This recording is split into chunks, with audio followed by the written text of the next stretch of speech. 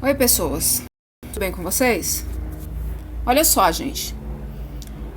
Eu tava lendo umas notícias sobre a questão da soja, da importação chinesa da soja no Brasil e que o Bolsonaro cagou em tudo, né? E que deu tudo errado e agora a China tá comprando dos Estados Unidos, etc e tal.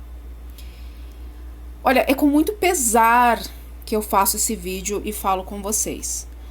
Porque primeiro eu gostaria de colocar na conta do Bolsonaro, sim. Eu gostaria de falar assim, aquele asno, aquele burro, aquele inepto, ele é o culpado disso, etc e tal. Mas nós somos justos. E como justos que somos, temos que falar, ligar a real para as pessoas. Eu sou nacionalista, gente. E eu tento fazer a análise mais fria possível. Eu detesto o Bolsonaro, todo mundo sabe disso. Ele é um entreguista, é um preposto. Mas a gente tem que fazer uma análise que sai da órbita do Bolsonaro, porque tudo indica que o Bolsonaro, na verdade, é só um bonecão de Olinda mesmo. É usado, né, como boi de piranha aí para as articulações dos Estados Unidos e da China. Olha só. Primeiramente, a China e os Estados Unidos não são nações inimigas. Eu já falei isso para vocês, eu repito, tem vídeo meu aqui no meu canal falando a respeito dessa emulação que existe entre a China e os Estados Unidos, mas que isso não configura uma inimizade, uma disputa assim a ferro e fogo para a liderança mundial, etc e tal. Não, a China e a Rússia, uns são os maiores parceiros do outro. Um precisa do outro. Inclusive, os Estados Unidos ajudou muito a China a chegar ao que chegou, né, a ser a maior potência mundial, e a China ajuda muito os Estados Unidos e está ajudando muito os Estados Unidos, inclusive. Aí você vai me perguntar assim, mas, poxa, Cibele, tem uma guerra comercial entre eles. É uma guerra comercial, assim, que chega pra gente, é como uma guerra comercial, mas na verdade são ajustes que eles estão fazendo. A China não pode ferrar os Estados Unidos comercialmente, até porque é o maior parceiro comercial dela. Não pode ferrar, porque senão ela se ferra também. A China precisa dos Estados Unidos forte e os Estados Unidos precisam da China forte para que se possa manter aí a sua potencialidade geopolítica. A emulação deles é no que concerne a liderança mundial e essa a China já conquistou, os Estados Unidos já estão cientes disso. Não há, na verdade, uma briga para a liderança mundial porque a China já é a maior potência mundial. Reconhecida pelo Fundo Monetário Internacional, inclusive, como a maior economia do mundo. Então, o que tem por trás de tudo isso? Bom, a China agora está comprando soja novamente dos Estados Unidos, né?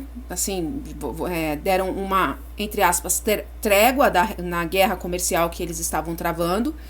E aí fica parecendo que o quê? Que o Bolsonaro, com essa boca de carniça dele, jumento como ele é, acabou beneficiando os Estados Unidos. Mas, na verdade, mesmo que o Bolsonaro não fizesse nada disso, não fosse esse tonto, a China iria comprar soja dos Estados Unidos, sim, e iria deixar de lado o Brasil, né, a importação do Brasil, por enquanto, pelo menos, a China iria deixar de lado o mercado brasileiro.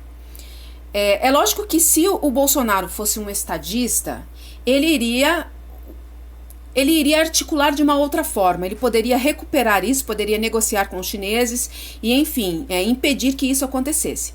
Mas a gente tá, né, vamos pé no chão, o cara é um jumento, a jumentocracia tá aí e não vamos exigir muito da criança porque realmente ele não tem capacidade, ele é um inepto, um relapso, ele tá aí porque ele é o boi de piranha.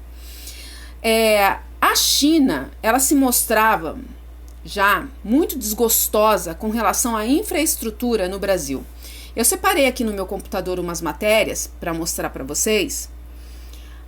Se vocês colocarem aí no Google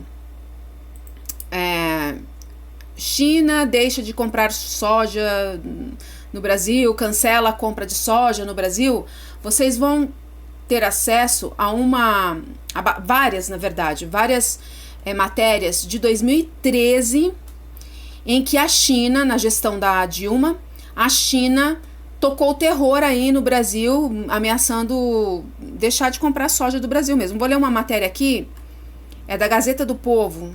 China volta a cancelar compra de soja do Brasil. Problema.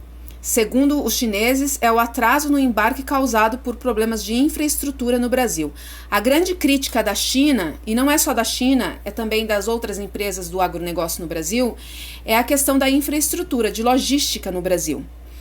E o Brasil é muito acomodado com relação a isso, nós não temos aí uma malha ferroviária de verdade, enfim, isso daí eu não preciso nem falar para vocês, né, o caos que é o Brasil. E a China, então, desde 2013, eu acho que se a gente for pesquisar, remonta até de anteriormente a essa data, a China está muito desgostosa com a questão da infraestrutura no Brasil. Ainda na gestão da Dilma, a China ela chegou a propor uma ferrovia transoceânica, né? Os BRICS aí estavam à frente da estratégia estadunidense para a Bacia do Pacífico. Eu tô lendo aqui uma matéria da revista Mundorama, mas eu peguei desse site em especial, mas se vocês colocarem aí no Google, vocês vão ver que tem bastante matérias, inclusive da Folha de São Paulo, falando a respeito dessa intenção da China. E foi assim, as mesas de negociação, inclusive, para que se criasse uma malha ferroviária que atendesse à demanda de escoamento de grão da China. Né? O primeiro-ministro chinês ele esteve no Brasil em 2015 e fechou o acordo sobre a construção da mega ferrovia transcontinental que ligará o Atlântico ao Pacífico. O projeto compreende a ligação entre a ferrovia norte-sul ao Pacífico via Peru. O comércio entre China e América Latina entre 2000 e 2014 superou 267 bilhões. Enfim, aí vocês procurem aí a matéria e leiam, porque era um projeto interessante para o Brasil. Eu costumo dizer que se fosse eu a presidente do Brasil, eu iria aceitar na hora essa intenção da China. Inclusive a China também queria queria ajudar o Brasil a criar uma estatal brasileira para que pudesse trabalhar aí na construção dessa ferrovia. Eu aceitaria, mas eu colocaria aí algumas objeções, eu acrescentaria que essa malha ferroviária teria que se estender e atender também a demanda industrial do Brasil e não só o escoamento de grãos. Enfim, esse projeto ficou só nas mesas de negociação, chegou no governo Temer, o Temer não quis, o Temer criou aí um óbice e realmente caiu por terra, então, a intenção da China criar uma malha ferroviária para atender a sua demanda aí de escoamento de grãos, né, de soja. E então a China está muito desgostosa com o mercado brasileiro, principalmente por causa da infraestrutura. O que eu vejo agora, o que está acontecendo, é a questão da China tocar um terrorzinho no Brasil. E não só a China, tá? Porque os outros países também reclamam a respeito da infraestrutura no Brasil. É para tocar um terror, para ver se o Brasil arregaça as mangas e permite a criação dessa malha ferroviária. Esse investimento da China no Brasil. E outra coisa, né? A China, como eu disse para vocês, é aí a maior parceira dos Estados Unidos. Os Estados Unidos, eles precisam aí concentrar a produção dentro do país, por isso que a gente vê algumas multinacionais estadunidenses fechando as portas, porque já era do discurso do Trump concentrar a produção dentro dos Estados Unidos. Ele precisa tomar essas medidas protecionistas, porque o mundo está para conhecer um novo sistema monetário. O dólar está para deixar de ser a única moeda de troca mundial. A China, a Rússia têm essa intenção. A China precisa de um novo sistema monetário para continuar crescendo. E as minhas apostas é que esse sistema monetário não vai ser a moeda chinesa, o yuan, vai ser sim um instrumento que já existe dentro do Fundo Monetário Internacional, lastreado no cesto das moedas mais valorizadas do mundo. E esse cesto já existe, essa moeda já existe, a moeda do FMI, e o yuan foi incluso nesse cesto também, depois dos Estados Unidos relutar bastante. Mas, para isso acontecer, os Estados Unidos têm que equilibrar tem que dar um jeito aí nesse déficit crônico que ele tem na sua economia, porque os Estados Unidos imprimem moeda, imprimem aí o seu dinheiro, o dólar, sem lastro na sua economia de verdade, tanto que eles não têm inflação. E a partir do momento que o dólar deixar de ser a única moeda de troca, os Estados Unidos vão conhecer uma hiperinflação, já que foi apontado por auditoria nos Estados Unidos, auditoria dentro do Fed, que os Estados Unidos imprimiram um montante, né, o Banco Central dos Estados Unidos, aí injetaram na economia um montante de dinheiro superior ao próprio PIB do estadunidense, num período muito curto, para salvamento de bancos e empresas, na época lá no pós-2008, da crise de 2008. E nenhum país pode fazer isso. Os Estados Unidos podem porque eles têm a moeda do mundo, mas isso está para mudar. Então, todo o discurso protecionista do Trump é justamente para fazer com que a economia estadunidense recupere a sua saúde e possa estar inserida dentro de um sistema monetário mundial que não tenha o dólar como a única moeda. O dólar continua sendo uma moeda forte, está no cesto de reservas do FMI, mas não é a única moeda de troca. E a China precisa ajudar os Estados Unidos, porque a China também tem muita reserva em dólares, principalmente nas reservas da dívida, né, em títulos da dívida dos Estados Unidos. Então a China precisa ajudar os Estados Unidos, comprar soja dos Estados Unidos e aí dar uma arrefecida nessa que eles falam que é uma guerra comercial, e eu não acredito nisso, é importante para o crescimento da própria China também, para a manutenção da China como uma superpotência. É um jogo, gente. A hegemonia mundial, esses países hegemônicos, eles precisam um dos outros para se manter hegemônicos. Eles não são inimigos, eles não vão jogar bomba um na cara do outro. Eles têm aí um arsenal bélico muito, né, vultoso, muito, investem muito, tem bomba de destruição em massa, tudo. Mas não é para um guerrear com o outro, é justamente para fazer pressão contra a gente. Nós somos os verdadeiros inimigos deles, porque se a gente fechar as portas para eles, falar assim, não, nós não vamos mais ceder recursos para vocês, recursos naturais, eles quebram. Esses países precisam ter acesso aos nossos recursos naturais, até mesmo a China, que também é rica aí em alguns recursos naturais. Ela tem uma demanda muito grande, principalmente de ferro, né? Compra muito ferro do Brasil, tem aí essa questão da soja, mas como eles têm controle do mercado brasileiro, da economia brasileira, têm controle de tudo no Brasil, eles jogam muito com a gente, jogam demais. Então a China deixar de comprar soja brasileira e passar a comprar dos Estados Unidos é, na verdade, um jogo. E eu não acho que o Bolsonaro esteja preocupado que o agronegócio no Brasil vai se quebrar e etc e tal, porque ele deve estar ciente desse jogo também. Embora ele seja um jumento, eu acho que pelo menos disso ele tá ciente. A gente tem que também se lembrar que as maiores empresas do agronegócio brasileiro, elas têm sede nos Estados Unidos. A Bunge, a Cargill, a ADM, são empresas que aí lideram o agronegócio no Brasil, empresas estrangeiras, e tem sede nos Estados Unidos. Então você acha que os Estados Unidos vão ajudar a quebrar o agronegócio no Brasil? O máximo que pode acontecer é o pequeno e médio produtor tomar no toba, né? Que é sempre assim, né? Sempre a corda sempre rebenta para o lado mais fraco. Mas eu não acredito que o agronegócio no Brasil vai se quebrar. Não acredito mesmo. E até tem dados da revista Forbes dizendo que as projeções indicam que até 2050 o agronegócio brasileiro deve crescer 3 a 4 vezes mais que os concorrentes globais, consolidando-se de vez a condição de celeiro do mundo.